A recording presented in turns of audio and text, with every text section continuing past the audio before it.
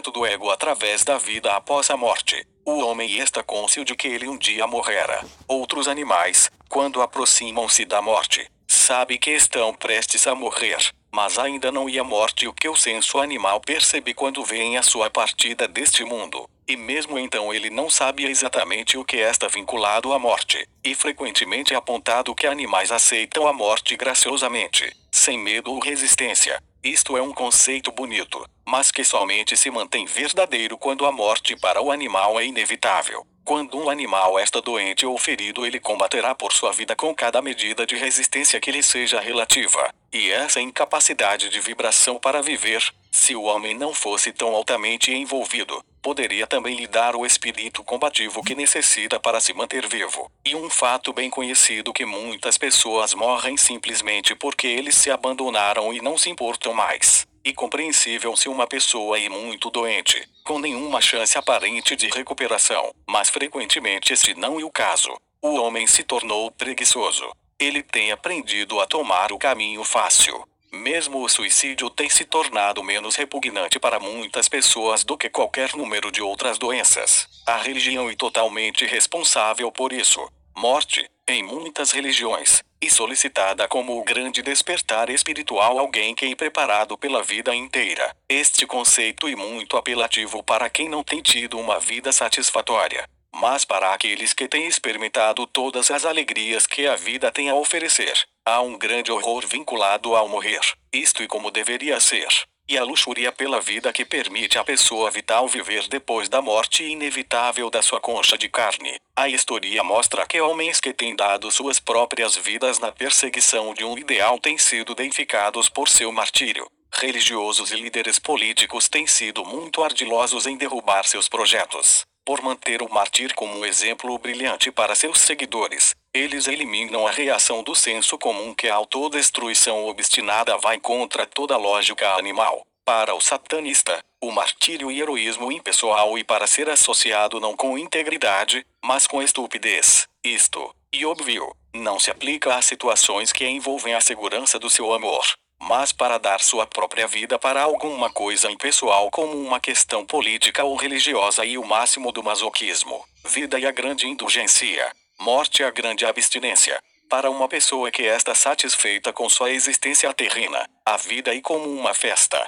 e ninguém gosta de deixar uma boa festa. Pela mesma razão, se uma pessoa está aproveitando aqui na Terra, ele não dará prontamente a sua vida pela promessa de uma pós-vida da qual ele não conhece nada. Os credos místicos orientais ensinam aos homens a se disciplinarem contra qualquer desejo consciente pelo sucesso para que eles possam se dissolver dentro da consciência cósmica universal ou qualquer coisa para evitar a autossatisfação saudável ou orgulho honesto na realização terrena. É interessante observar que as áreas em que este tipo de credo floresce são aqueles em que os ganhos materiais não são facilmente obtidos. Por esta razão, o credo religioso predominante precisa ser um que recomenda aos seus seguidores a rejeição de coisas materiais e o ato de evitar o uso de regras que vinculem uma certa quantidade de 51. Importância para ganhos materiais. Neste caminho, as pessoas podem ser pacificadas na aceitação do seu destino, não importa quão pequeno ele possa ser. Satanismo usa muitas regras. Se não fosse pelos nomes, muitos poucos de nos entenderiam qualquer coisa da vida, muito menos vincular qualquer importância a ela. E importância implica reconhecimento, que é algo que alguém espera, especialmente quanto o místico oriental que tenta provar a qualquer um que ele pode meditar por mais tempo ou ter mais privação e dor do que o seu próximo. As filosofias orientais pregam a dissolução do ego humano antes que ele possa praticar pecados. É incompreensível ao satanista conceber um ego que poderia intencionalmente escolher a negação de si mesmo. Em países em que é usada uma sopa para o empobrecimento condescendente, e compreensível que a filosofia que ensina a negação do ego poderia servir a um propósito útil pelo menos para aqueles no poder, para quem poderia ser prejudicial se seu povo estivesse descontente. Mas para qualquer um que sempre tem oportunidade para ganho material, escolher este tipo de pensamento religioso parece de fato tolice. O místico oriental acredita fortemente em reencarnação. Para uma pessoa que não tem virtualmente nada nesta vida, a possibilidade que ele possa ter sido um rei na vida passada ou possa ser um na próxima vida é muito atrativa, e apazigua muito a sua necessidade por autorrespeito. Se não há nada que eles possam tomar orgulhosamente nesta vida, podem se consolar pelo pensamento há sempre vidas futuras. Nunca ocorreu ao que acredita na reencarnação que seu pai, avô, bisavô etc. tenha desenvolvido bons armas pela sua aderência às mesmas crenças e éticas como seu parente atual, então porque ele está agora vivendo em privação, antes do que como um Maharaja. Acreditar em reencarnação prove um lindo mundo de fantasia em que uma pessoa pode encontrar a avenida apropriada de ego-expressão, mas ao mesmo tempo clama pela dissolução do seu ego. Isto é enfatizado pelas funções que as pessoas escolheram em suas vidas passadas ou futuras. Crentes em reencarnação nem sempre escolhem um caráter honroso. Se a pessoa é de uma natureza altamente responsável e conservadora, ele frequentemente escolherá um velhaco colorido ou gangster, pois através disso preencherá seu alter ego. Ou, uma mulher que tem muito status social pode escolher uma prostituta ou uma famosa cortesã para a caracterização de si mesma numa vida passada. Se pessoas foram capazes de se divorciarem do estigma vinculado ao preenchimento do ego pessoal, elas não deveriam necessitar de jogar os jogos da autoilusão como a crença em reencarnação como significados de satisfazer sua necessidade natural de preenchimento do ego. O satanista acredita em completa gratificação do ego. Satanismo, de fato, é a única religião que defende a intensificação e o encorajamento do ego. Somente se o próprio ego da pessoa é suficientemente preenchido, pode ele se dar ao luxo de ser amável e complementar aos outros, sem roubar a si mesmo de seu autorrespeito. Geralmente pensamos da ostentação de uma pessoa com ego enorme. Na realidade, sua ostentação resulta da necessidade de satisfazer seu ego empobrecido. Religiosos têm mantido seus seguidores na linha pela supressão dos seus egos. Por fazer seus seguidores se sentirem inferiores, a inspiração de reverência a um Deus é assegurada. Satanismo encoraja seus membros a desenvolverem um ego bem forte porque isso lhes dá o autorrespeito necessário para uma existência vital na vida. Se uma pessoa tem sido vital através da vida e encontrou o fim da sua existência terrena, e este ego que recusara a morte, mesmo depois da expiração da carne que o guardou. Jovens. 52. Crianças são admiradas por seu entusiasmo dirigido à vida. Isto é exemplificado pelas pequenas crianças que se recusam a ir para a cama quando algo excitante está ocorrendo, e quando uma vez colocadas na cama, sairão de fininho nas escadas para dar uma olhadela através da cortina e vigiar. E esta vitalidade de criança que permitirá ao satanista espreitar através da cortina da escuridão e da morte e permanecer amarrado à terra. Autossacrifício não encorajado pela religião satânica. Consequentemente, a menos que a morte venha como uma indulgência por causa de circunstâncias extremas que fazem o término da vida um alívio bem-vindo para uma existência terrena insuportável. Suicídio incensurável pela religião satânica. Mártires religiosos têm tomado suas próprias vidas, não porque a vida fosse intolerável para eles, mas para usar o seu supremo sacrifício como uma ferramenta para promover a sua crença religiosa. Devemos assumir, então, que suicídio, se feito pela causa da Igreja, e perdoado e mesmo encorajado ainda que as Escrituras a regulem como pecado porque os mártires religiosos do passado têm sempre sido deificados. E antes curioso que o único momento do suicídio ser considerado pecado pelas outras religiões e quando ele vem como uma indulgência. 53. Feriados religiosos. O maior de todos os dias santos na religião satânica e a data do próprio nascimento. E uma contradição direta aos dias santos de outras religiões, que deificam um Deus particular que tenha sido criado numa forma antropomórfica de sua própria imagem, por esta razão mostrando que seu ego não está realmente queimado. O satanista sente, por que não ser realmente honesto e se você vai criar um Deus à sua imagem, por que não crias este Deus como si mesmo? Todo homem e um Deus se escolher se reconhecer como um. Então, o satanista celebra seu próprio aniversário como o dia santo mais importante do ano. Depois de tudo, você não está mais feliz pelo fato de que você nasceu do que sobre o nascimento de uma pessoa que nunca encontrou? Ou do mesmo modo, ao par dos feriados religiosos, Por que pagar tributos mais altos pelo aniversário de um presidente ou para uma data histórica do que fazer pelo dia em que fomos trazidos para o maior de todos os mundos? Apesar do fato de que alguns de nós podem não ter sido esperados, ou pelo menos não fôssemos particularmente planejados, nos estamos contentes, mesmo se ninguém mais estiver, porque nós estamos aqui. Você deveria dar a si mesmo uma pancadinha no traseiro, comprar a si mesmo o que quer que queira, tratar a si mesmo como um rei, ou Deus, que você e geralmente celebrar seu aniversário com a maior pompa e cerimônia possível. Depois do próprio aniversário, os dois maiores dias santos são o Alborgiz Nashti Halloween, ou ao alusivo, St. Alborgiz ou Alpurga, ou Alburga, dependendo do momento e da área em que alguém se refere a ela. Nasceu em Sussex no final do século VII ou no início do VIII, e foi educada em Wimborne, Dorset, onde, depois de tomar o hábito, permaneceu por 27 anos. Ela, então, por insistência do seu tio, St. Boniface, e seu irmão, St. Willibald, começou com algumas outras religiosas a construir casas religiosas na Alemanha. Seu primeiro estabelecimento foi em Bischofsheim, na diocese de Mainz, e 2 anos depois, 754 a.D., ela se tornou abadesa da Ordem Beneditina de Eidenheim,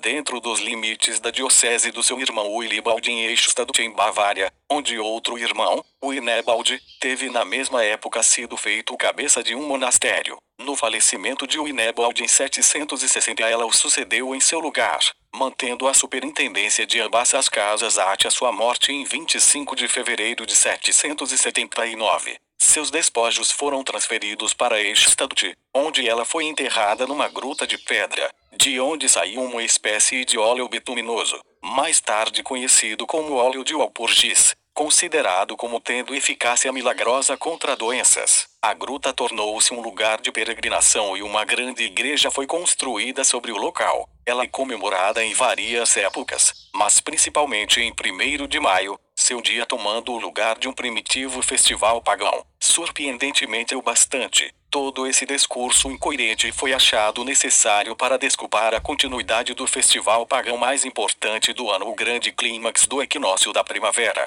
A véspera de maio foi memorizada como a noite em que todos os demônios, espectros, afretes e banceis viriam para fora e festejariam orgias selvagens, simbolizando a fruição do equinócio da primavera. Halloween ou Hallows Eve, o dia de todos os santos, cai em 31 de outubro ou 1º de novembro. Originalmente, All Hallows Eve foi dos grandes festivais de fogo da Bretanha no tempo dos druidas. Na Escócia era associado com o momento em que os 54 espíritos da morte, os demônios, bruxas e feiticeiros eram especialmente ativos e propícios. Paradoxalmente, All Hallows Eve era também a noite quando pessoas jovens realizavam rituais mágicos para determinar seus futuros esposos. A juventude das vilas conduzia com muita festividade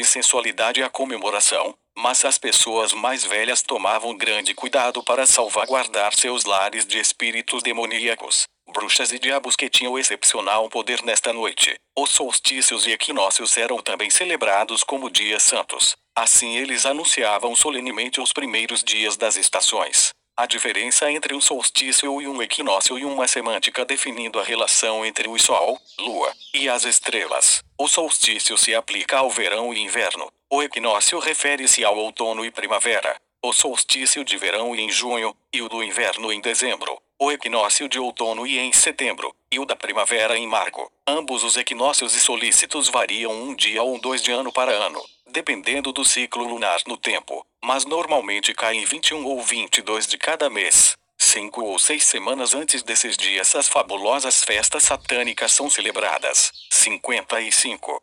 A Missa Negra. Nenhuma simples invenção tem sido tão associada ao satanismo quanto a Missa Negra, para dizer que é a maior blasfêmia de todas as cerimonias religiosas e nada mais do que uma invenção literária e certamente uma declaração que necessita esclarecimento, mas nada poderia ser mais verdadeiro. O conceito popular da Missa Negra e assim, um padre depravado permanece em pé diante de um altar consistindo numa mulher nua, seus pernas numa posição de asas de águia e vagina fortemente aberta. Em cada uma delas estendida sofrega-se amoldando uma vela negra feita da gordura de bebê sem batismo, e um cálice contendo a urina de uma prostituta, ou sangue, repousando sobre a sua barriga. Uma cruz invertida suspensa acima do altar e hóstias triangulares de pão de centeio pesado ou nabo manchado de negro eram metodicamente benzidos quando o padre obsequiosamente colocava-os dentro e fora do altar formado pelos lábios genitais da dama. Então, como nos narramos, uma invocação de Satã e vários demônios era seguida por um conjunto de rezas e salmos cantados para trazer intercalados com obscenidades. Tudo realizado dentro dos limites do desenho de um pentagrama protetor no solo. Se o demônio aparecia era invariavelmente na forma de um homem zeloso com a cabeça de cabra negra sobre os ombros. Então seguia um potpourri de flagelação, da queima de um livro sagrado, cunilingua, falação, e beijos gerais nas nádegas, tudo feito atrás de recitações chulas da Bíblia Sagrada e cuspições audíveis sobre a cruz. Se um bebê podia ser fragilizado durante o ritual, então muito melhor. Como todos sabem, este é o esporte favorito do satanista. Se isto soa repugnante, dai o sucesso das informações da missa negra, em guardar o devoto na igreja, e fácil de entender. Nenhuma pessoa decente podia falhar ao lado dos inquisidores quando eles contavam estas blasfêmias. Os propagandistas da igreja fizeram bem o seu trabalho, informando ao público uma história ou outra das heresias e atos abomináveis dos pagãos, cátaros, bogômios, templários e outros que, por causa da sua filosofia dualística e algumas lógicas satânicas, tiveram de ser erradicados. A história de bebês sem batismo sendo sequestrados por satanistas para uso na missa foram não somente uma propaganda efetiva e extensa, mas também supriu uma constante fonte de renda para a igreja, na forma de pagamento dos batismos. Nenhuma mãe cristã poderia, ao ouvir destes diabólicos sequestradores, deixar de dar o apropriado batismo ao seu filho. Rapidamente, outra faceta da natureza humana foi manifestada no fato de que o escritor ou artista com pensamentos lascivos podia exercitar suas predileções mais obscenas na representação das atividades dos heréticos. O censor que examina toda a pornografia na condição de saber o que é divertir aos outros e o equivalente moderno do cronista medieval das obras obscenas dos satanistas. E claro, de seus modernos jornalistas adversários. Acredita-se que a mais completa livraria de pornografia no mundo está guardada no Vaticano. O beijo no traseiro do demônio durante a missa negra tradicional e facilmente reconhecida como o precursor do termo moderno usado para descrever alguém que, através do apelo ao outro ego, ganhara materialmente dele. Todas as cerimônias satânicas foram realizadas em direção a muitas metas verdadeiras e materiais. O oscularum infame, ou beijo da vergonha, foi considerado um requisito simbólico em direção ao sucesso material, antes do que ao espiritual. 56. A suposição usual é que a cerimônia ou ritual satânico é sempre denominado missa negra. Uma missa negra não é a cerimônia mágica praticada pelo satanismo. O satanista poderia empregar o uso de uma missa negra como uma forma de psicodrama. Além disso, uma missa negra não implica necessariamente que os realizadores são satanistas. Uma missa negra é essencialmente uma paródia dos rituais religiosos da Igreja Romana Católica, mas pode ser livremente aplicada para satirizar qualquer cerimônia religiosa. Para o satanista, a missa negra, em sua blasfêmia dos ritos ortodoxos, nada mais é do que uma redundância. Os ritos de todas as religiões estabelecidas são atualmente parodias de rituais antigos realizados pelos adoradores da terra e da carne, na tentativa de acechar e tirar o aspecto humano dos credos pagãos. Mais tarde o homem de fé espiritual ocultou os significados honestos por detrás dos rituais, através de suaves eufemismos agora considerados a verdadeira missa. Mesmo se o satanista fosse gastar cada noite realizando uma missa negra, ele não estaria realizando uma caricatura mais do que o devoto paroquiano que inconscientemente assiste sua própria missa negra. Sua trapaça a honesto e emocionalmente sonoro ritos da antiguidade pagã. Qualquer cerimônia considerada missa negra deve efetivamente chocar e ultrajar, pois isto parece ser a medida do seu sucesso. Na Idade Média, blasfemar a Santa Igreja era terrível. Agora, de qualquer modo, A Igreja não apresenta uma imagem inspirando a reverência feita durante a Inquisição. A tradicional missa negra não é mais do que um ultrajante espetáculo para o padre diletante ou renegado que uma vez foi. Se o satanista deseja criar um ritual para blasfemar uma instituição aceita, para o propósito de psicodrama, ele é cuidadoso em escolher um que não está em voga para parodiar. Deste modo, ele está verdadeiramente trilhando a vaca sagrada. Uma missa negra, atualmente, consistiria da blasfêmia de tópicos sagrados como misticismo oriental, psiquiatria, movimentos psicodélicos, ultraliberalismo etc. Patriotismo seria vitorioso, drogas e seus gurus seriam corrompidos, militantes aculturais seriam deificados, e a decadência das teologias eclesiásticas poderiam igualmente serem dados ao auxílio satânico. O mago satânico foi sempre o catalisador da dicotomia necessária para modelar os credos populares e, neste caso, uma cerimônia da natureza da missa negra pode servir como um propósito mágico de alta influência. No ano de 1666, alguns interessantes eventos ocorreram na Franca, com a morte de François Mansart, o arquiteto do trapezoide, cuja geometria se tornou o protótipo das casas assombradas. O Palácio de Versalhes estava sendo construído de acordo com seus planos.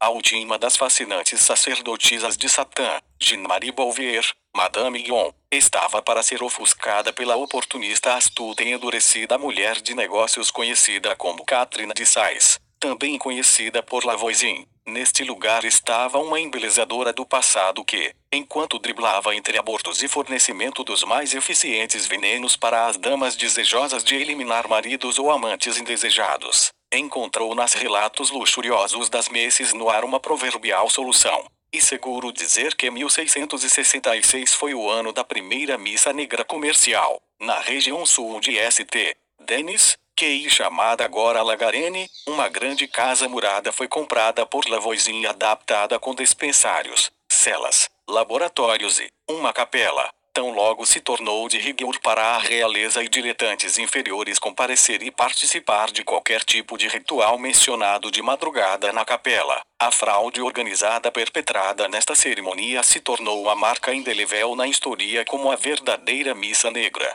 57. Quando Lavoisin foi presa em 13 de março de 1679, na igreja da Nossa Senhora Abençoadas das Boas Novas, incidentalmente, a morte já tinha sido lançada. As atividades degradadas de Lavoisin suprimiram a majestade do satanismo por muitos anos vindouros. A moda do satanismo para diversão e jogos apareceu na Inglaterra no meio do século XVIII na forma da Ordem de Sir Francis da Suode dos Medimanian Franciscans, popularmente conhecido como The Fire Club.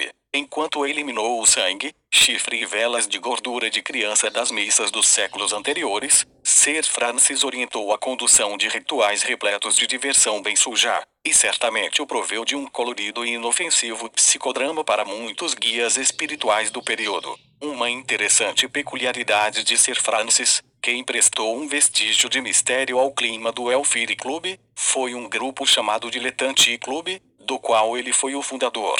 Foi o século XIX que trouxe confusão ao satanismo, na fraca tentativa de magos brancos tentarem realizar a magia negra. Este foi um período muito paradoxal para o satanismo, com escritores como Baudelaire e Huysmans que, apesar de sua aparente obsessão com o demônio, dando uma boa impressão de seguidores, o demônio desenvolveu sua personalidade luciferiana para o público ver e, gradualmente, se desenvolveu numa espécie de sala de visitas de cavalheiros. Esta era a época dos expertos em artes negras, como Eliphas Levi e incontáveis médiums em transe que, cuidadosamente, delimitava espíritos e demônios, tendo também sucesso em vincular as mentes de muitos que se denominaram parapsicólogos até hoje. Tão longe quanto o satanismo fosse interessante, os sinais mais externos dele foram os ritos neopagãos conduzidos por MacGregor Matters da Hermetic Order of The Golden Dawn e Aleister Crowley na posterior Order of The Silverstar,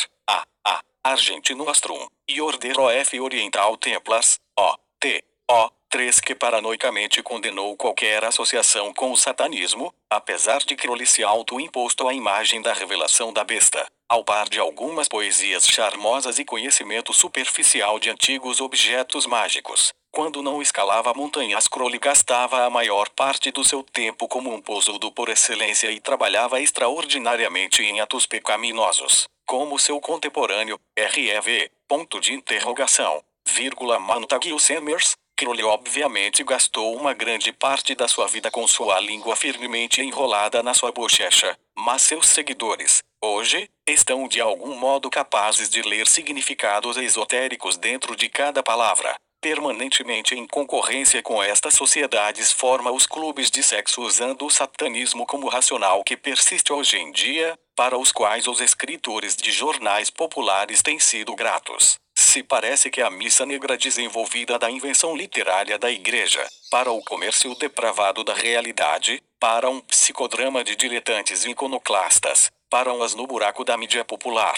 Então onde se encontra a verdadeira natureza do satanismo e quem estava praticando magia satânica naqueles anos depois de 1666? A resposta deste enigma se assenta em outro. E geralmente a pessoa considerada ser um satanista realmente praticando satanismo em seu verdadeiro senso, ou antes do ponto de vista tomado pelos fazedores de opinião da persuasão celestial, tem sido frequentemente dito, e certamente, que todos os livros sobre o demônio têm sido escritos pelos agentes de Deus. E, além disso, completamente fácil entender como uma certa espécie de adoradores do demônio foi criada através das invenções dos teólogos. O vocábulo equivocado é vil não e necessariamente prática do verdadeiro satanismo. Nem ele a vivida a incorporação do elemento do orgulho irrestrito ou majestade de si que lhe deu o mundo pós-pagão a Tresor do Templi Orientis. Crowley iniciou-se na seita alemã de mesmo nome que foi originalmente fundada em 1902, e praticava alguns dos princípios explicados adiante neste volume 58. Definição sacerdotal de Evil. Ele é o produto pelo qual se elaborou posterior e mais propaganda. O pseudo-satanista sempre dirigiu seu aparecimento através da história moderna, com missas negras de variados graus de blasfêmia, mas o real satanista não é totalmente fácil de ser reconhecido como um. Seria uma excessiva simplificação dizer que todo homem e mulher cheio de sucesso na Terra e, sem saber disto, um satanista praticante. Mas a sede do sucesso terreno e a realização do seu objetivo são certamente o terreno para sempre ter sair do túmulo. Se a entrada do homem rico no céu parece tão difícil quanto o camelo passar pelo olho de uma agulha, então devemos pelo menos assumir que o homem mais poderoso da terra seja um maior satanista. Isto se aplica a financeiros, industriais, papas, poetas, ditadores, e todos os variados fazedores de opinião e marechais de campo das atividades mundiais. Ocasionalmente, através de vazamentos, um destes homens ou mulheres enigmáticos da Terra serão encontrados tendo feito artes negras. Estes, e claro, são trazidos à luz como homens misteriosos da história. Nomes como Rasputin, Zaroff, Cagliostro, Rosenberg e suas espécies são elos indícios, assim dizendo, do verdadeiro legado de Satã, um legado que transcende as diferenças éticas, raciais e econômicas e as ideologias temporais. Muito bem, o satanista sempre regeu a terra, e sempre o fará, por qualquer nome que ele seja chamado. Uma coisa permanece certa: os padrões, filosofia e práticas assentadas nestas páginas são aquelas empregadas pelos homens mais autorrealizados e poderosos da terra. No segredo do pensamento de cada homem ou mulher, ainda motivado pelas mentes sadias e sem névoas, reside o potencial do satanista, como sempre tem sido. O sinal dos chifres deve aparecer para muitos, agora, melhor que poucos, e o mágico seguirá adiante para que possa ser reconhecido. 59. Terra. O livro de Belial, o domínio da terra. 60. O maior apelo da mágica não está em sua aplicação, mas nos seus meandros esotéricos. O elemento de mistério que tão pesadamente envolve a prática das artes negras tem sido favorecidos, deliberadamente ou por causa da ignorância, por aqueles que frequentemente reivindicam a maior experiência como mestres. Se a menor distância entre dois pontos e a linha reta, então os oculistas estabelecidos deveriam ser bons fazedores de confusão. Os princípios básicos da cerimônia mágica têm sido renegados há tanto tempo até o infinito por meios de repressão do misticismo escolástico, que o aprendiz de mago se torna a vítima de cada arte incorreta que ele, por si mesmo, deveria estar empregando. Uma analogia pode ser mostrada pelo estudante de psicologia aplicada que, não obstante saber todas as questões, não pôde fazer amigos. Qual bem no estudo de falsidades, a menos que cada um acredite em falsidades. Muitos, e claro, acreditam em falsidades, mas ainda agem de acordo com a lei natural. E sobre esta premissa que o satanismo se baseia. Este um livro elementar, um texto básico sobre magia materialística. É o satânico fez reader. Belial significa sem um mestre, e simboliza a verdadeira independência, a autossuficiência, e a realização pessoal. Belial representa o elemento terra, e nele será obtido mágica com ambos os pés no chão real. Completa. Procedimento mágico, não banalidades místicas destituídas de uma razão objetiva. Não o procure em outro lugar. Aqui está a base sólida. 61. A teoria é a prática da magia satânica. Definição e propósito. A definição de mágica, usada neste livro e a mudança em situações ou eventos de acordo com a própria vontade, que poderia, usando meios normalmente aceitos, não ocorrerem. Isto seguramente deixa uma grande área para a interpretação pessoal. Seria dito por alguns que estas instruções e procedimentos nada mais são do que psicologia aplicada ao fato científico, chamado por terminologia mágica de que eles cheguem à passagem do texto que é baseado no conhecimento não obtido cientificamente.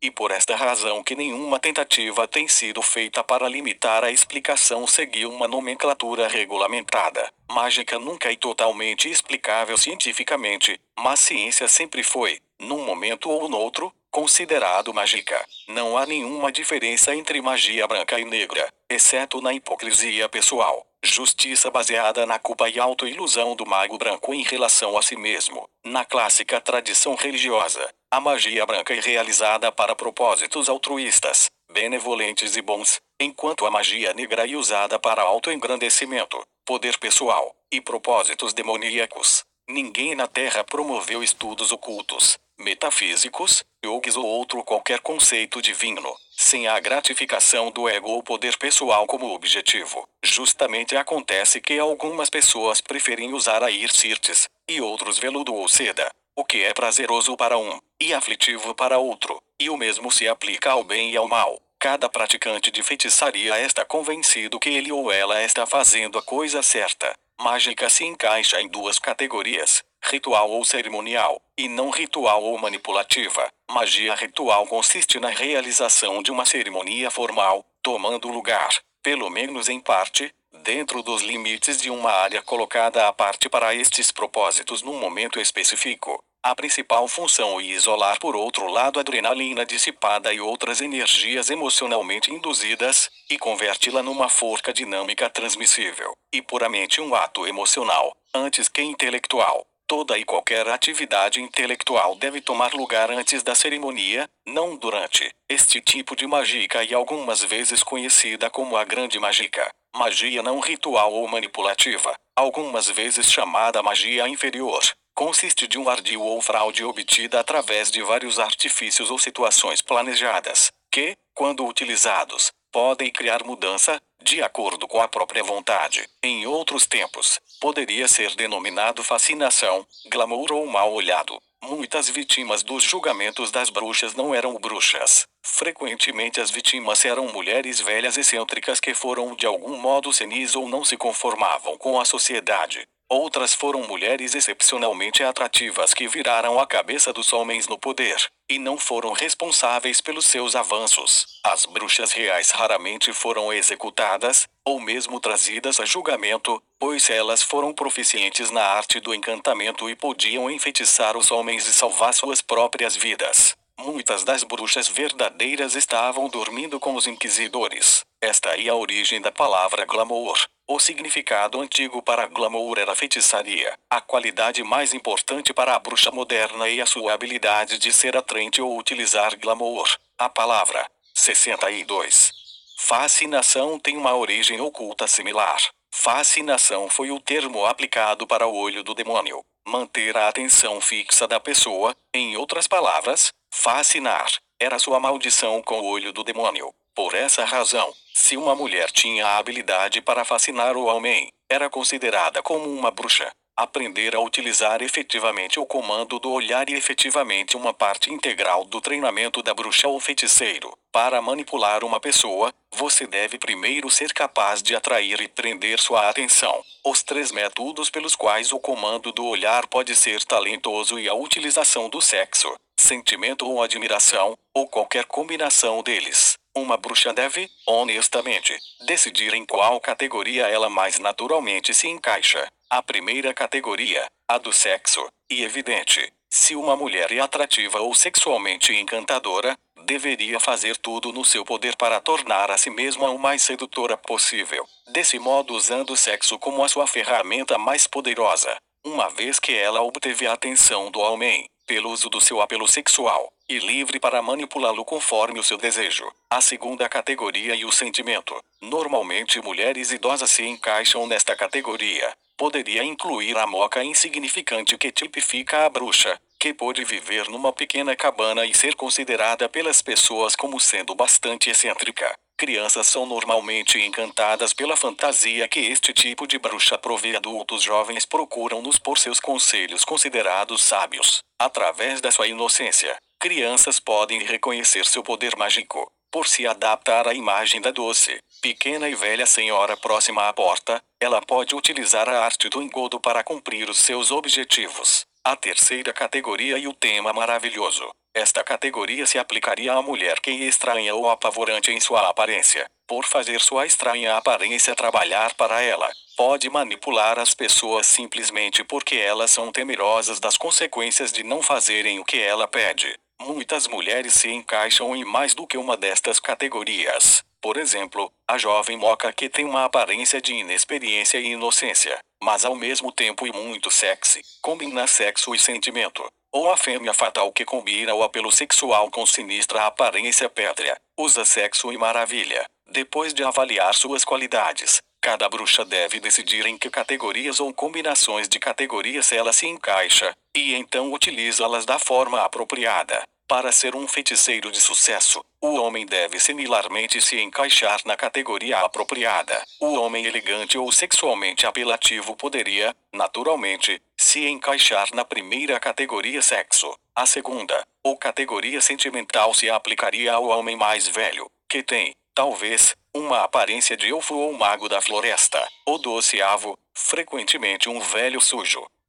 Poderia também estar na categoria do sentimento. O terceiro tipo seria o que apresenta uma sinistra ou diabólica aparência. Cada um destes homens poderiam aplicar sua particular qualidade de comando do olhar, em muitos do mesmo modo que as mulheres previamente descritas. Imagem visual utilizada para reação emocional e certamente o mais importante estratagema incorporado na prática da magia inferior. Qualquer um que tolo o suficiente para dizer olhar não significa um acontecimento está de fato iludido. Bons olhares não são necessários, mas olhares certamente são necessários. Odor e um outro importante fator manipulativo na magia inferior.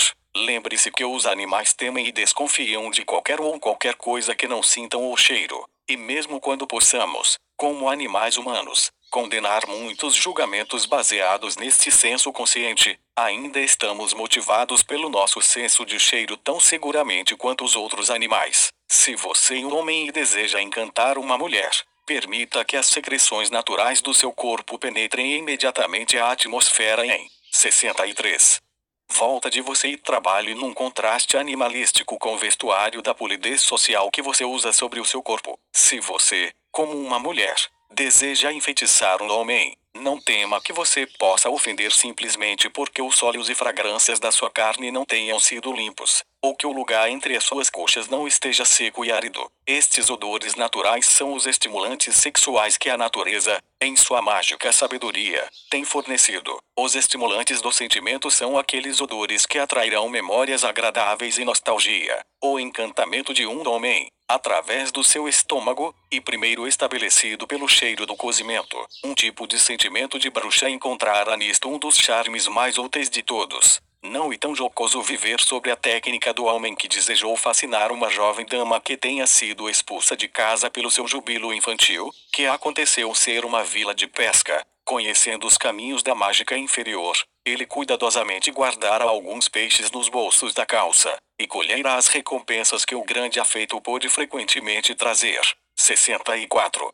Os 3 tipos de ritual satânico. Há 3 tipos de cerimônia incorporada na prática da magia satânica. Cada um destes corresponde a uma emoção humana básica. O primeiro destes nos podemos chamar de ritual do sexo. Um ritual do sexo e o que comumente se conhece charme de amor ou fascinação. O propósito em realizar assim um ritual e criar desejo por parte da pessoa que você deseja, ou convocar um parceiro sexual para a satisfação dos seus desejos. Se você não tem uma pessoa específica ou um tipo de pessoa em mente suficiente forte para causar diretamente o sentimento sexual culminando em orgasmo, você não terá sucesso na realização de um trabalho bem-sucedido. A razão para isto é que mesmo se o ritual foi bem-sucedido, por acidente, que bem traria se você não pode levar vantagem de sua oportunidade eventual por causa da falta de estimulação ou desejo, e fácil confundir encantamento para seus motivos posteriores, com lançamento de magia para satisfazer seus desejos sexuais. Encantamento para autoengrandecimento, quando acompanhado pela cerimônia mágica, recai na categoria do ritual da compaixão ou da destruição, ou possivelmente em ambos. Se você quer ou necessita algo tão terrivelmente que você está triste ou sente muita angústia sem ele, e pode obtê-lo através do uso de glamour ou encantamento,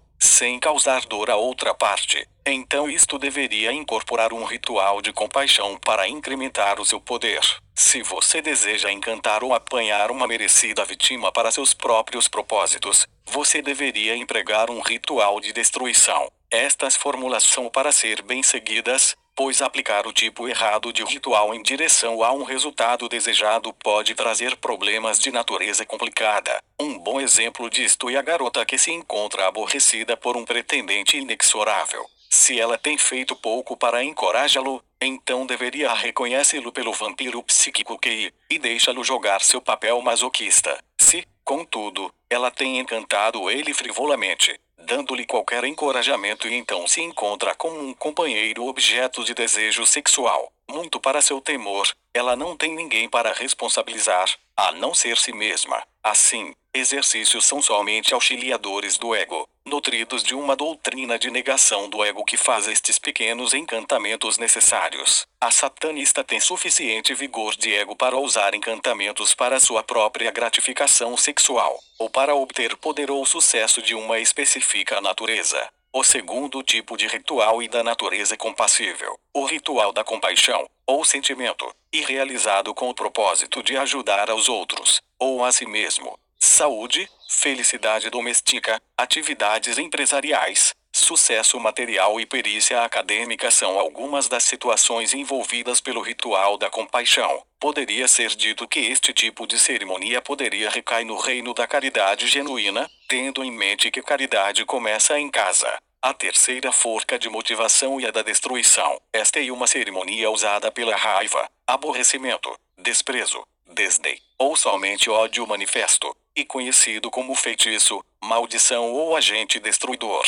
Uma das maiores mentiras sobre a prática do ritual mágico é a noção que alguém deve acreditar nos poderes de magia antes que possa ser ferido ou destruído por eles. Nada poderia estar mais distante da verdade, pois as vítimas mais receptivas das maldições sempre, 65, foram os grandes zombadores. A razão é espantosamente simples. O indígena incivilizado e o primeiro a correr para o seu pajé mais próximo ou xamã quando sente que uma maldição foi lançada sobre ele por um inimigo. A ameaça e a presença do mal está com ele coincidentemente, e acredita que o poder da maldição é tão forte que ele tomará qualquer precaução contra ela. Deste modo, através da aplicação da mágica simpatizante, ele frustrará qualquer ameaça que possa vir no seu caminho. Este homem está vigiando seu passo, e não lhe dando quaisquer chances. Por outro lado, o homem iluminado, que não dá espaço a nenhuma superstição, relega o seu medo instintivo da maldição para o inconsciente, deste modo alimentando-o dentro de uma forca fenomenal destrutiva que multiplicar-se-á com cada infortúnio bem-sucedido. E claro, todo instante em que um novo revés ocorre, o não crente automaticamente condenará qualquer conexão com a maldição, especialmente para si mesmo. Esta condenação consciente e enfática do potencial da maldição e o ingrediente perfeito que criará o seu sucesso, através da montagem de situações propensas ao acidente. Em muitos exemplos, a vítima condenará qualquer significado mágico ao seu destino, mesmo no seu leito de morte, apesar do mágico estar perfeitamente satisfeito, tão logo os resultados desejados ocorram. Precisa ser lembrado que não importa se alguém liga qualquer importância ao seu trabalho, pois os resultados dele estão de acordo com a sua vontade. O superlógico sempre explicará a conexão com um ritual mágico como o resultado final da coincidência. Seja a mágica realizada por propósito construtivo ou destrutivo, o sucesso da operação independente do grau de receptividade da pessoa que vai receber a benção ou maldição, na circunstância que possa ser.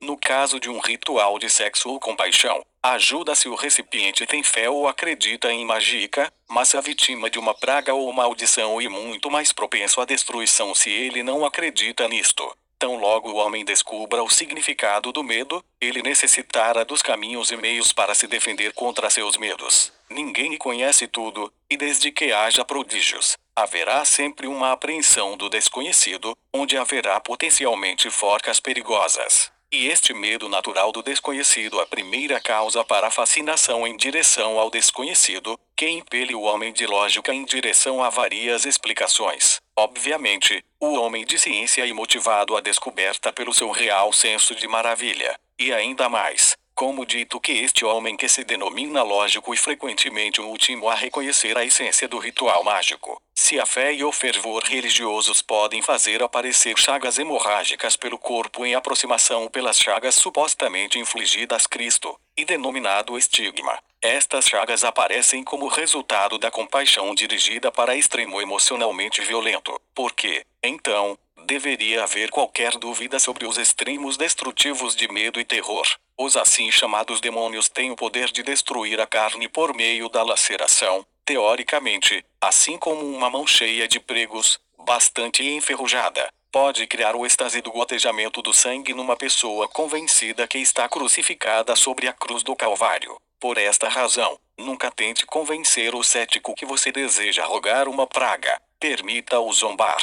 Esclarecê-lo poderia diminuir suas chances de sucesso. Ouça com bondosa confiança como ele ridiculariza a sua mágica, sabendo que seus dias estarão cheios de distúrbio todo o tempo. Se ele é desprezível o suficiente, pela graça de Satã, ele precisa mesmo morrer zombando. 66. Uma palavra de advertência, para aqueles que desejarem praticar estas artes, concernente ao sexo ou luxúria. Tome plena vantagem da fascinação ou charme neste trabalho. Se você for um homem, mergulhe o seu membro ereto dentro dela com lascivo deleite. Se você for uma mulher, abra extensamente seus quadris em lasciva antecipação. Concernente à compaixão, esteja decidido e certo de que você não terá nenhum arrependimento no dispêndio de ajuda que tenha dado aos outros. Bênçãos recém-descobertas colocariam um obstáculo em seu caminho. Seja grato pelas coisas que lhe vierem através do uso da mágica. Concernente à destruição, esteja certo de que não terá preocupação ou arrependimento se sua vítima vive ou morre, antes de lançar sua maldição, e tendo causado a sua destruição. Divirta-se, antes que sinta remorso. Cuide bem destas regras ou em cada caso você verá o reverso dos seus desejos acontecer e eles irão lhe ferir ao invés de lhe fornecer ajuda. 67.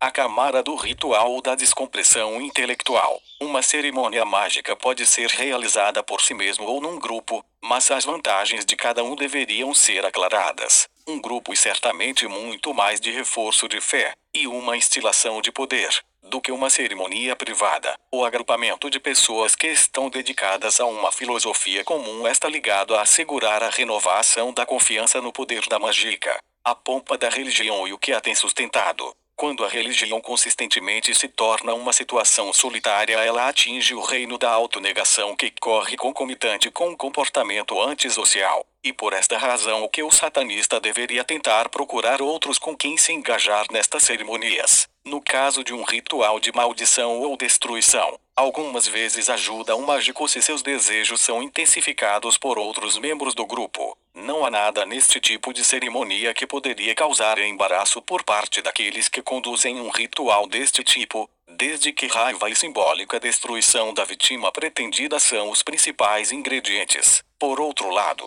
um ritual de compaixão, com sua desavergonhada verterão de lágrimas, ou o ritual do sexo, com sua masturbação e qualidade orgástica, poderia provavelmente ter mais sucesso se realizada privativamente. Não há lugar para constrangimento na câmara do ritual, a menos que o próprio constrangimento seja uma parte integrante do papel a ser jogado, e possa ser usado com grande vantagem e a vergonha sentida por uma mulher prudente servindo como um altar, que, através do seu embaraço, sente estimulação sexual, mesmo num ritual totalmente personalizado. Contudo, as invocações preliminares padronizadas e os estratagemas deveriam ser empregados antes que as fantasias íntimas e as dramatizações ocorram. A parte formal do ritual pode ser realizada no mesmo quarto ou câmara que o trabalho personalizado ou a cerimônia formal num lugar, a pessoal em outra. O início e o fim do ritual precisa ser conduzido dentro dos limites da câmara do ritual contendo os objetos simbólicos, altar, cálice etc. Formalizar o início e o fim dos atos cerimoniais como dogmáticos, símbolos anti-intelectuais, tem o propósito de dissociar as atividades e conjunto de ideias do mundo externo do da câmara do ritual, onde a absoluta vontade deve ser empregada. Esta faceta da cerimônia é muito importante para o intelectual, pois principalmente ele requer a câmara da descompressão efetuado por cantos, sinos, velas e outras pompas, antes que possa colocar seus desejos puros e obstinados a trabalhar para si, na projeção e utilização da sua imagem. A câmara de descompressão intelectual do templo satânico pode ser considerada uma escola de treinamento para a ignorância temporária, bem como todos os serviços religiosos. A diferença é que o satanista sabe que ele está praticando uma forma de ignorância planejada de maneira a expandir a sua vontade, considerando que os outros religiosos não o se sabe. Ele pratica desta forma de autoilusão que impede assim o reconhecimento. Seu ego já está tão débil por causa da sua inculpação religiosa para permiti-lo admitir uma coisa como ignorância autoimposta. 68. Os ingredientes usados na realização do ritual satânico. A. Desejo é o primeiro ingrediente na realização do ritual e o desejo, também conhecido como motivação, tentação ou persuasão emocional. Se você não deseja verdadeiramente qualquer resultado final, não se aventure na realização de um trabalho. Não há uma determinada coisa como experiência de trabalho, e o único meio que um mágico pode realizar mágicas como mover objetos inanimados, seria ter uma necessidade emocional muito forte para assim fazê-lo. E verdade que se um mágico deseja ganhar poder diretamente impressionando os outros com seus feitos mágicos, ele precisa produzir prova tangível de sua habilidade. O conceito satânico de mágica, entretanto, falha em obter gratificação na verificação da perícia mágica. O satanista realiza o seu ritual para assegurar o resultado dos seus desejos, e não deveria gastar seu tempo nem a energia do desejo em alguma coisa tão inconclusiva como rolar um lápis fora da mesa etc., através da aplicação da mágica. A quantidade de energia necessitada para levitar uma xícara de chá, genuinamente, poderia ser de suficiente energia para colocar uma ideia em um grupo de líderes sobre a Terra, motivando-os em concordar com o seu desejo. O satanista sabe que mesmo se você teve sucesso na levitação do copo de chá da mesa, deveria ser assumido que um ardil foi usado de qualquer modo. Deste modo, se o satanista deseja flutuar objetos no ar, ele usa cordas, espelhos ou outros artifícios, e salva sua energia pela autoimportância. Todos os dados médiums e místicos divinos praticam pura e aplicada mágica teatral, com seus olhos vendados e envelopes lacrados, e qualquer mágico teatral competente, carnival orquer, ou diversão de loja maçônica podem duplicar o mesmo efeito. Apesar de perder, talvez, a pedra fundamental da religiosidade espiritual, uma criança pequena aprende que se ela deseja algo suficientemente forte, vira de verdade. Isto é importante. Querer significa desejo, enquanto reza é acompanhada de apreensão. A escritura tem transformado o desejo em luxúria, avareza e ganância. Seja como uma criança, e não reprima o desejo, a fim de que você não perca contato com o primeiro ingrediente na realização da mágica. Caia em tentação, e se agarre naquilo que o tenta sempre que precisar. B. Tempo em cada situação bem-sucedida, um dos ingredientes mais importantes e o tempo apropriado. Na realização de um ritual mágico, o tempo pode significar sucesso ou fracasso na mesma maior extensão. O melhor momento para lançar sua fascinação ou charme, maldição ou praga, e quando seu alvo está no seu estado mais receptivo. Receptividade para o desejo do mágico e assegurada quando o recipiente está tão passível quanto possível. Não importa quanta força de vontade ele tenha, ele é naturalmente passivo enquanto está. 69.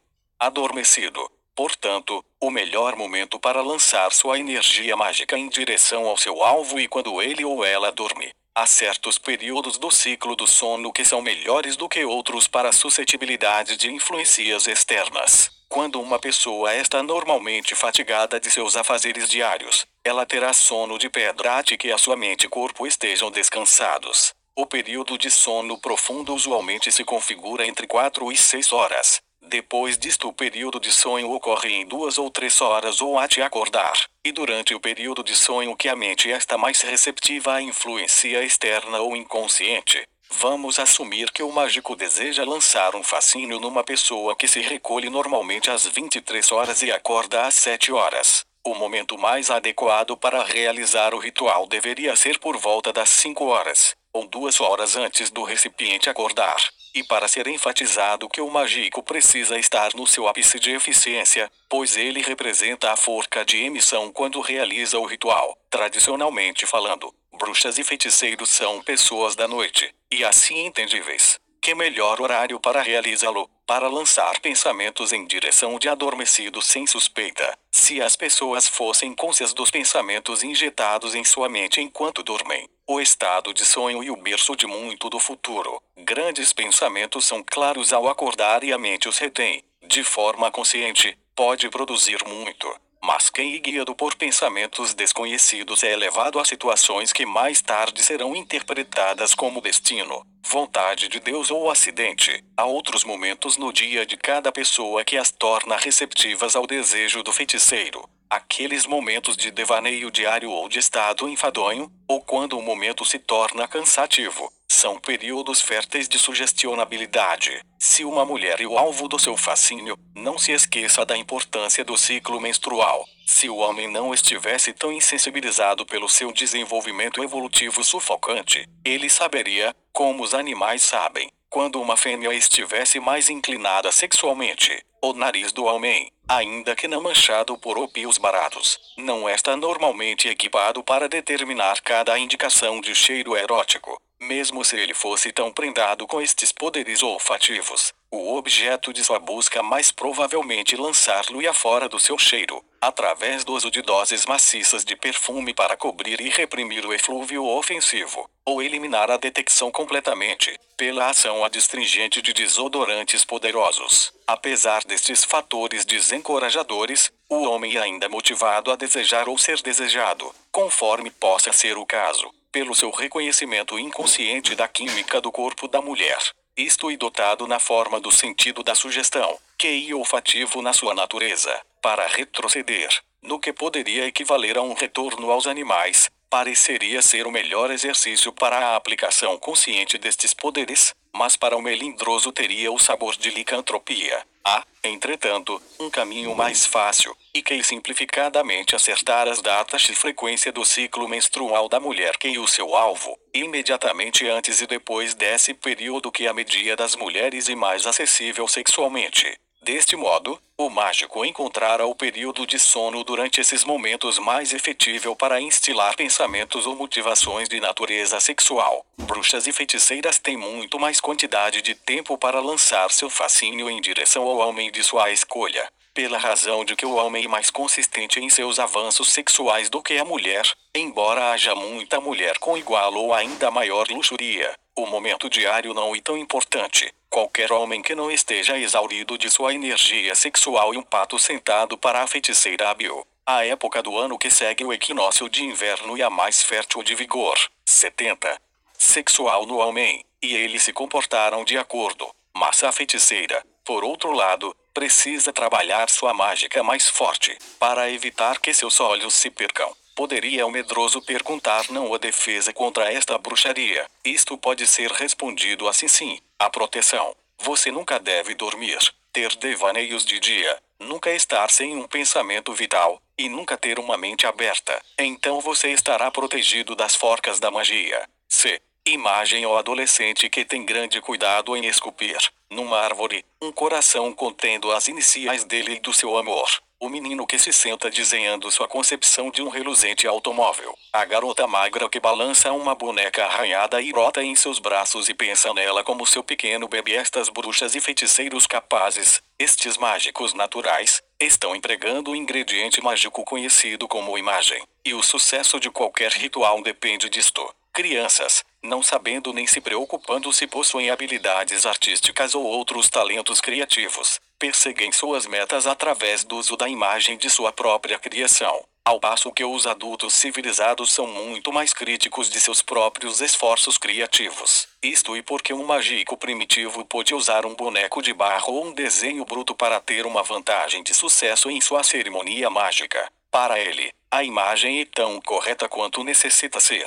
Qualquer coisa que sirva para intensificar as emoções durante o ritual contribuirá para o seu sucesso. Qualquer desenho, pintura, escultura, escrito, fotografia, artigo de roupa, cheiro, som, música, gráfico ou situação inventada que possa ser incorporada na cerimônia servirá bem ao mágico. Imagem é uma constante lembrança, um artifício de salvaguarda do intelecto, uma obra substituta da coisa real. Imagem pode ser manipulada, montada, modificada e criada, de acordo com o desejo do mágico, e a simples reprodução que é criada pela imagem se torna a fórmula que amolda a realidade. Se você deseja desfrutar prazeres sexuais com alguém de sua escolha, você precisa criar a situação do seu desejo no papel, quadro, pela palavra escrita etc., da forma mais exagerada possível, como uma parte integrante da cerimônia. Se você tem desejos materiais, você precisa fixar atentamente a imagem deles, envolvendo-se com cheiros e sons que conduzam a eles, criar um magnetismo muito forte que atrai a situação ou coisa que você deseja.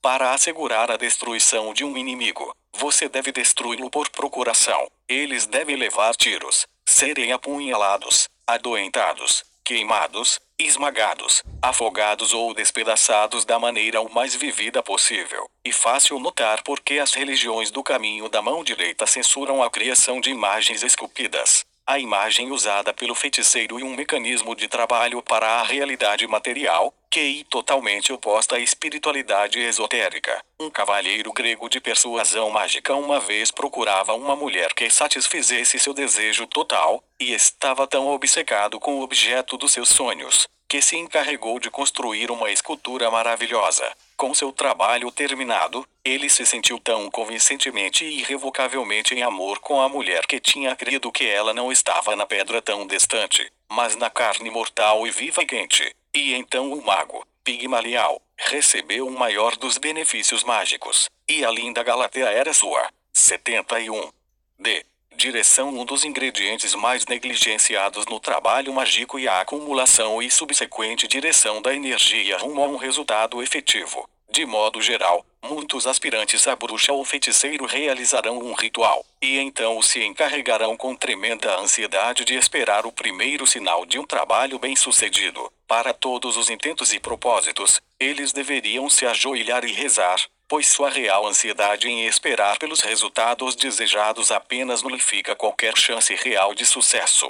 Além disso, com esta atitude, e duvidoso que a suficiente concentração de energia para uma realização segura possa ser armazenada em primeiro lugar, para se prender em cima ou lamentar-se constantemente sobre a situação sobre a qual o seu ritual deveria estar fundamentado somente garante o enfraquecimento do que deveria ser ritualisticamente uma forca dirigida, por difundi-la deficiente e diluída. Uma vez que o desejo tenha sido estabelecido suficientemente forte para empregar as forcas da mágica, então cada tentativa deveria ser feita simbolicamente para dar abertura para estes desejos na realização do ritual, não antes ou depois. O propósito do ritual é libertar o mágico dos seus pensamentos que poderiam consumi-lo. Estaria ele preso neles constantemente.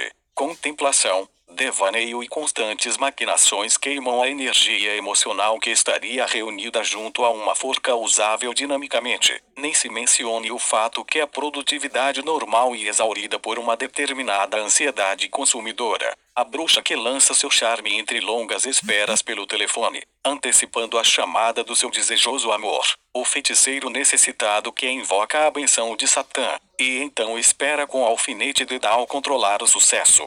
O homem, entristecido pelas injustiças praticadas contra ele, que, tendo amaldiçoado seu inimigo, segue penoso seu caminho, de rosto distante. Testa franzida são todos exemplos comuns de energia emocional mal direcionada. O pequeno prodígio que o mago branco receia em retribuição depois de lançar uma praga demoníaca. Retribuição, para o remetente baseado na culpa, estaria assegurada, pelos seus estados de consciência muito afetados. E, o fator de equilíbrio e o ingrediente empregado na prática do ritual mágico que se aplica no lançamento das cerimônias de luxúria e compaixão mais do que no lançamento de uma maldição. Este ingrediente é pequeno, mas extremamente importante. Um completo conhecimento e consciência desse fator é uma habilidade que poucas bruxas e feiticeiros alcançaram. Isto é simplificadamente conhecer o tipo adequado do indivíduo e situação para trabalhar sua mágica mais facilmente com melhores resultados.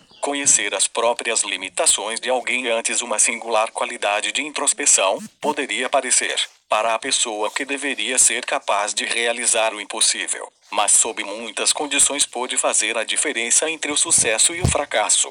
Se, na tentativa de alcançar a sua meta através da mágica superior ou inferior, você se encontra falhando constantemente, pense nestas coisas: tem você sido vítima de um direcionamento errado, de um ego inchado que o tenha induzido a esperar por algo ou alguém quando as chances são virtualmente inexistentes? E você é alguém sem talento, incapaz de distinguir caminhos místicos que está tentando, através da mágica, receber grande aclamação por sua voz desafinada? E você uma bruxa simples, sem glamour, com enormes pés, nariz e ego, combinado com um avançado caso de acne, que está lançando o fascínio de 72. Amor para agarrar um lindo e jovem astro de cinema, e você um vagabundo gordo, cheio de protuberâncias, de fala indecente, dente quebrado, que está desejoso de uma deliciosa e jovem stripper. Se assim, você deveria aprender melhor a usar o fator de equilíbrio, ou do contrário esperar falhar constantemente. Ser capaz de se ajustar à própria capacidade é um grande talento, e muitas pessoas falham em compreender que se elas são incapazes de alcançar o máximo, meio pão pode ser melhor do que nenhum. O perdedor crônico e sempre o homem que, não tendo nada, se incapaz de fazer $1 milhão, rejeitar a qualquer chance de fazer 50 mil com um desprezo descontente. Uma das maiores armas mágicas é o conhecer a si mesmo, seus talentos, habilidades, atrações e defeitos físicos etc. E quando, onde e com quem utilizá-los. O homem com nada a oferecer, que se aproxima do homem que é bem-sucedido com o grandioso conselho e promessa de grande prosperidade, tem a vivacidade da pulga trepando na perna do elefante com a intenção de rapto. A aspirante à bruxa que se ilude em pensar que um trabalho mágico suficientemente poderoso sempre terá sucesso. Apesar do desequilíbrio mágico, está esquecendo uma regra essencial, mágica e como a própria natureza. E sucesso em mágica requer o trabalho em harmonia com a natureza, e não contra ela. 73. O ritual satânico. 74. Notas que são para serem observadas antes de iniciar o ritual. 1. Pessoas praticando o ritual ficam em pé fixando o altar e o símbolo de Baphomet através do ritual, exceto quando outras posições são especificamente indicadas. 2. Se possível, o altar deve estar contra a parede oeste. 3. Em rituais realizados por uma pessoa, o papel do sacerdote não é requerido. Quando mais de uma pessoa está envolvido na cerimônia, um deles deve agir como sacerdote. Num ritual privado, participante exclusivo segue as instruções do sacerdote. 4. Em qualquer momento em que as palavras sem ranforas e salve Satã forem ditas pela pessoa agindo como sacerdote, os outros participantes repetirão a palavra após ele. o gongo e golpeado seguindo a resposta dos outros participantes de Salve Satã. 5. Conversar, exceto dentro do contexto da cerimônia, e fumar são proibidos após o sino ser repicado no início, até depois de voltar a ser repicado no fim do ritual. 6. O livro de Belial contém os princípios da magia e ritual satânico. Antes de iniciar os rituais no livro de Leviatã, é imperativo que você leia e entenda o completo livro de Belial. Até que você o tenha feito, nenhum grau de sucesso pode ser esperado dos 30 passos que se seguem. 75. B. Os 13 passos. Veja artigos usados no ritual satânico mais adiante para instruções detalhadas. 1. Roupa para o ritual. Veja os artigos religiosos usados num ritual satânico. 2. Artigos religiosos reunidos para o ritual. Acenda as velas e apague toda a luz de origem externa. Coloque uma pele de ovelha ou cabra para a direita ou esquerda do altar conforme indicado. 3. Se uma mulher é usada como altar, ela agora toma sua posição, cabeça apontando o sul, pés apontando o norte. 4. Purificação do ar tocando o sino. 5. Invocação de Satã e nomes infernais que seguem. Veja o livro de Leviatã. São agora lidos em voz alta pelo sacerdote. Participantes deverão repetir cada nome infernal depois que ele tenha sido dito pelo sacerdote. 6. Beba do cálice. 7. Voltando para o sentido anti-horário, o sacerdote aponta com a espada para cada ponto cardeal da área restrita e chama adiante os 4 príncipes do inferno: Satã do sul, Lúcifer do leste, Belial do norte e Leviatã do oeste. 8. Realiza benção com falos, se um e usado. 9. O sacerdote lê alto a invocação apropriada para a cerimônia respectiva: luxúria, compaixão ou destruição. Veja o livro de Leviatã. 10. No caso de um ritual personalizado, este passo é extremamente importante. Solidão e compatível com a expressão dos desejos mais secretos, e nenhuma tentativa de guarda-luz deverá ser feita na sua realização, verbalizando ou lançando as imagens pertinentes aos seus desejos. E este passo que sua gravura é desenhada, arranjada ou enviada fora para o recipiente do seu trabalho. 76. A. Para invocar alguém pelo luxurioso propósito de estabelecer uma situação sexualmente gratificante, deixe a área do altar e se retire para outro lugar, no mesmo cômodo ou fora dele, que será mais condutivo ao trabalho do respectivo ritual. Então forme a imagem mais completa que possa que se assemelhar do modo mais exato possível à situação em direção da qual se empenha. Lembre-se, você tem 5 sentidos para usar, então não sinta que você deve limitar sua imagem a um. Aqui estão artifícios que podem ser empregados. Apenas um, ou em qualquer combinação. A. Imagem gráfica, como desenhos, pinturas etc. B. Imagem escrita, como historias, pecas, descrições dos desejos e o eventual resultado dos mesmos. C. Imaginando o desejo vividamente ou numa peca curta, seja a si mesmo ou retratando o papel do objeto do seu desejo. Transferencia, usando qualquer estratagema necessário a intensificar a imagem. D. Quaisquer odores relativos à pessoa desejada ou situação. E. Quaisquer músicas ou sons de fundo condutores a uma forte imagem. Sentimento sexual intenso deveria acompanhar este passo do ritual, e depois de ser obtida suficiente imagem, o orgasmo mais forte possível deveria servir de clímax para este passo. Este clímax poderia ser alcançado usando qualquer meio masturbatório ou autoerótico necessário. Após o orgasmo ser obtido, retorne ao local do altar e proceda com o passo 11. 77. B. Para assegurar ajuda ou sucesso para alguém que tem sua simpatia ou compaixão, incluindo a si mesmo, permaneça bem próximo ao altar e com a imagem mental o mais vivida possível da pessoa que você deseja ajudar, ou uma intensa autocompaixão. Declare seu desejo em seus próprios termos. Suas emoções deverão ser o mais genuínas possíveis. Elas estarão acompanhadas pelo derramamento de lágrimas, que deverão ser permitidas fluir sem restrição. Depois deste exercício no sentimento estar completo, proceda com o passo 11. C.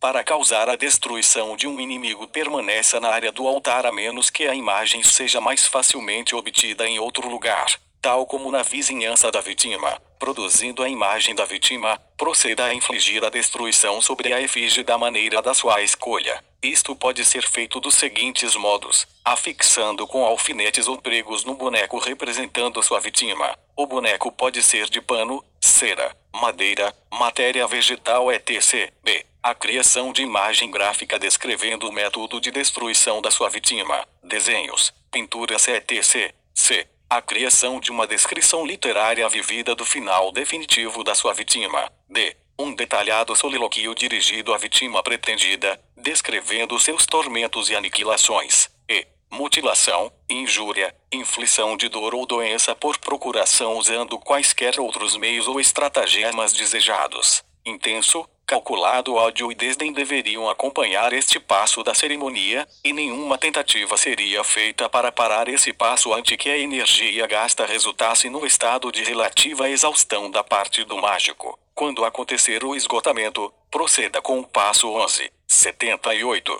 11. A. Se os pedidos são escritos, eles agora são lidos alto pelo sacerdote e então queimados nas chamas da vela apropriada, sem ânforas. E salve Satã. E dito depois de cada pedido. B. Se os pedidos são fornecidos verbalmente, os participantes, um de cada vez, revela-os agora ao sacerdote. Ele então repete em suas próprias palavras, aquelas que são mais emocionalmente estimulantes para ele, o pedido, sem ânforas. E salve Satã.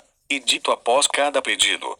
12. A chave enoquiana apropriada e agora lida pelo sacerdote, como evidência da fidelidade dos participantes aos poderes das trevas. 13. Tocar o sino como poluidor. E então as palavras assim está feito são ditas pelo sacerdote. Fim do ritual. C. Artigos religiosos usados no ritual satânico. Roupa, mantos negros são usados pelos participantes masculinos. Os mantos podem ser do tipo de monge ou encapuzado, e se desejado pode cobrir a face. O propósito em cobrir a face e permitir ao participante liberdade para exprimir a emoção na face, sem inquietação. Também diminui distração da parte de um participante em direção a outro. Participantes femininos usam vestuário que são sugestivos sexualmente, ou roupa toda negra para mulheres mais velhas. Amuletos carregando o símbolo de Baphomet ou o tradicional pentagrama de Satã são usados por todos os participantes. Mantos são vestidos pelos homens antes de entrar na câmara do ritual, e são usados do começo ao fim do ritual. Homens podem substituir toda a roupa negra por mantos negros.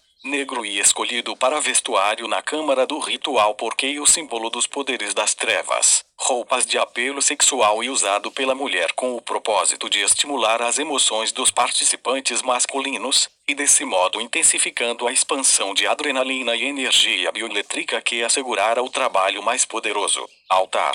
79.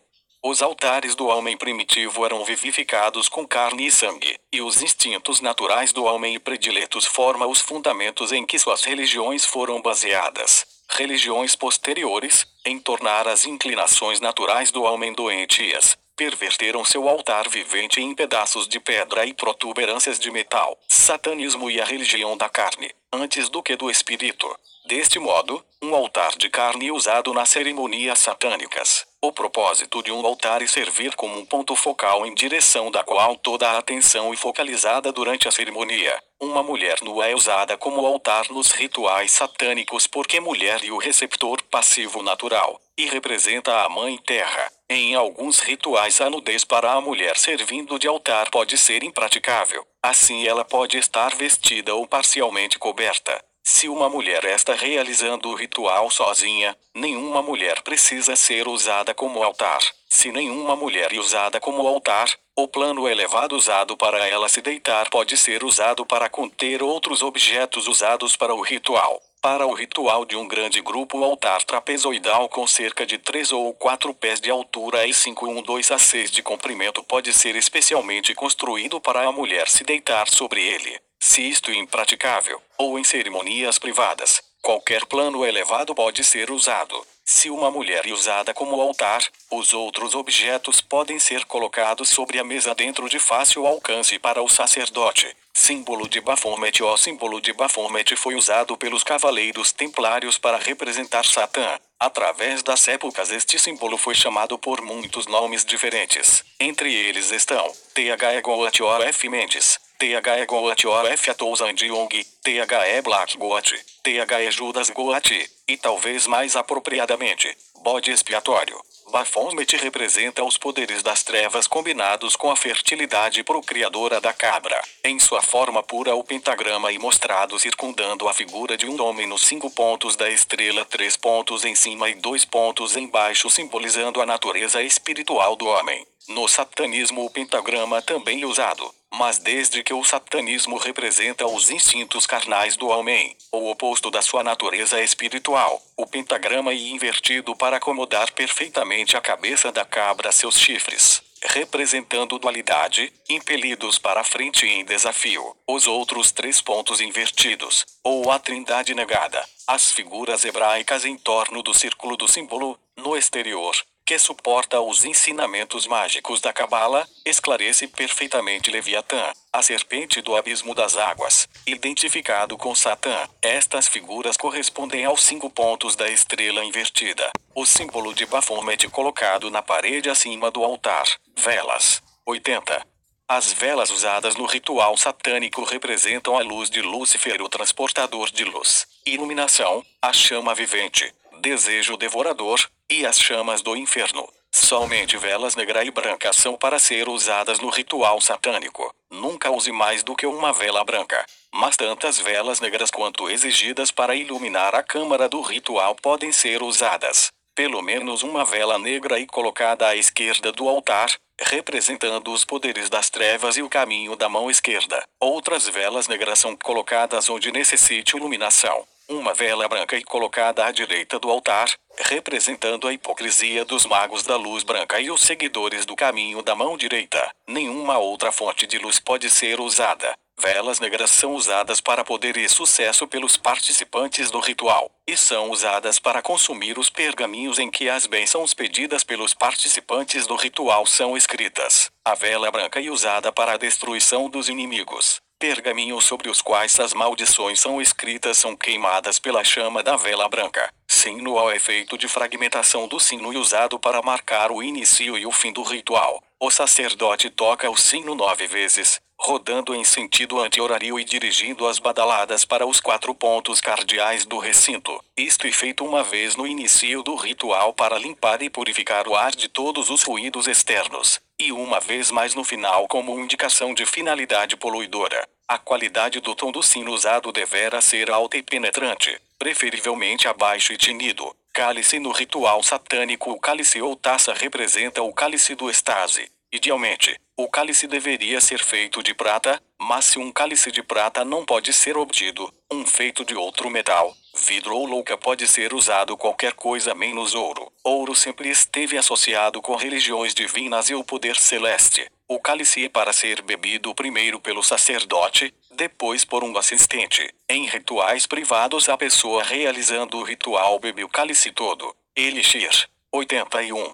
O estimulante fluido ou elixir da vida usado pelos pagãos foi corrompido no vinho sacramental pela fé cristã. Originalmente, o licor usado nos rituais pagãos era bebido para relaxar e intensificar as emoções dos envolvidos na cerimônia. O satanismo não sacrifica seu Deus, como fazem outras religiões. O satanismo não pratica nenhuma forma de canibalismo simbólico, e retorna o vinho sacramental usado pelos cristãos para o seu propósito original, que é estimular as emoções necessárias ao ritual satânico. Vinho por si não necessita ser usado qualquer bebida que seja estimulante e agradável ao paladar esta em ordem. O elixir da vida e para ser bebido do cálice do êxtase, como indicado acima, imediatamente seguindo a invocação de Satã. Espada. A espada do poder e o símbolo da forca agressiva, e eide como uma extensão e intensificador do braço com que o sacerdote usa para gesticular e apontar. Paralelo a isto é a vara de apontar ou varinha de condão usadas em outras formas de magia ritual. A espada é segurada pelo sacerdote e usada para apontar em direção ao símbolo de Baphomet durante a invocação de Satã, e também usada, como indicada nos passos do ritual, quando chamando os 4 príncipes do inferno. O sacerdote impele a ponta da espada em direção ao pergaminho contendo a mensagem ou pedido depois que ele tenha sido lido alto, e então usado para segurar o pergaminho enquanto introduzido na chama da vela. Enquanto escutar os pedidos dos outros participantes, e enquanto repetir o mesmo, o sacerdote coloca a espada no topo de suas cabeças, na tradicional fascinação dos cavaleiros. Para rituais privados, se uma espada não pode ser obtida, uma faca longa, vara ou bastão similar pode ser usado. Falo a falo e um símbolo da fertilidade paga que representa procriação, virilidade e agressividade. Isto e ainda um outro artifício que foi blasfemosamente convertido para se adaptar a cerimonias baseadas na culpa do cristianismo. O falo e uma versão não hipócrita do aspergidor ou irrigador de água benta usado no catolicismo, realmente uma metamorfose do pênis comum. O falo e segurado em ambas as mãos de um dos assistentes do sacerdote e metodicamente sacudido 2 vezes em direção de cada ponto cardeal do recinto, para a benção da casa. Qualquer símbolo fálico pode ser usado. Se nenhum é obtido, ele pode ser feito de imboco, madeira, barro, cera etc. O falo é necessário apenas em rituais organizados de grupo. Gongo. 82. O gongo é usado para chamar as forcas das trevas, e para ser golpeado uma vez depois que os participantes tenham repetido as palavras do sacerdote Salve Satã. Um gongo é necessário apenas em rituais organizados de grupo. Para uma melhor qualidade tonal, um gongo de concerto é preferido, mas se alguém não consegue obter qualquer gongo satisfatório, um tom rico pode ser usado. Pergaminho e usado porque suas propriedades orgânicas são compatíveis com os elementos da natureza. Para a manutenção da visão satânica sobre sacrifício, o pergaminho usado deveria ser feito da pele de uma ovelha que foi, por necessidade, morta para alimento. Um animal nunca é abatido com o propósito de usá-lo todo ou uma parte do animal no ritual satânico. Se pergaminho comercial que tenha sido feito de uma ovelha já morta não pode ser obtida, um papel plano pode ser substituído. O pergaminho e o meio pelo qual a mensagem escrita ou pedido pode ser consumido pela chama da vela é enviado para o éter. O pedido e escrito em pergaminho ou papel, lido alto pelo sacerdote, e então queimado na chama, seja de uma vela negra ou branca, seja qual for e apropriada para o pedido particular. Antes que o ritual comece, maldições são colocadas à direita do sacerdote, fascinações e bênçãos à esquerda dele. 83. Água. O livro de Leviatã, o mar de fúria. 84. Apesar de todos os protestos verbais encontrariam não serem hábeis, a elevação às alturas do êxtase emocional ou o enfurecimento nas ânsias da agonia é alcançado através da comunicação verbal. Se a cerimônia mágica é para ser empregada totalmente na sensação emocional, então o som peculiar precisa ser invocado. E certamente o verdadeiro que ações falam mais alto que palavras, mas palavras se tornam monumentos para os pensamentos. Talvez a falha mais evidente nas conjurações mágicas produzidas no passado e a falta de emoção desenvolvida no relato delas. Um velho feiticeiro conhecido pelo autor, que estava uma vez empregando uma auto-invocação tranquila de grande significado pessoal na luz de seus mágicos desejos, esgotou as palavras justamente quando o seu ritual estava próximo da sua culminação bem-sucedida. Cônscio da necessidade de guardar a produção da sua resposta emocional, ele rapidamente improvisou as primeiras palavras provocadoras de emoção que lhe vieram à mente, umas poucas divisões de um poema de Rudyard Kipling.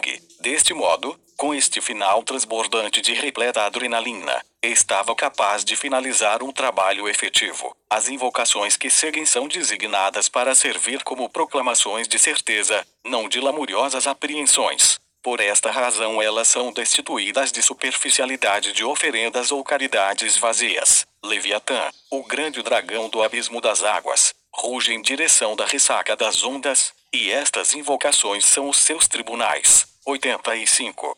Invocação a Satã. In nomine Dei nostri Satanas vociferiam-se. Em nome de Satã, o soberano da terra, o rei do mundo, eu comando as forcas das trevas a derramar os seus poderes infernais sobre mim. Abram totalmente os portões do inferno e venham adiante do abismo para me saudar como seu irmão, irmã e amigo. Concedam-me as indulgências de que falo. Eu aceitei o seu nome como parte de mim. Eu vivo como as bestas dos campos, exultando minha vida material. Eu favoreço o justo e amaldiçoo o corrupto. Por todos os deuses do inferno, eu ordeno que todas estas coisas de que falo venham a se realizar.